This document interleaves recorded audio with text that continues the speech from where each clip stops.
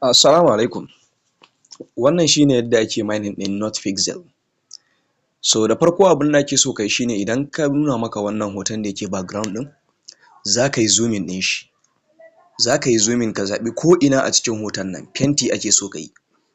Idan ka shiga, ka ga na yi zooming kamar haka, sai ka yi ticking a kai. Bayan ka yi ticking, ga fenti na nan da yake ƙasa, ga kalan fenti na nan da yake ƙasa ga shi nan brown. In ka ga dama za ka iya taɓa kanshi ka canja fentin ka mayar da shi zuwa blue ko fari. So abin da ake buƙata ka yi shi ne, za ka taɓa kan dot ɗin nan, ga shi na ɗan yi ƙasa, sai ka taɓa paint ɗin nan, ka yi ɗaya kenan, ka sake zaɓan wani space, ka sake na biyu, wani space na uku, wani space na huɗu, wani space na biyar, wani space na shida, shi kenan. So in ka sake taɓawa za ka yi za su ce maka energy ka ya ƙare.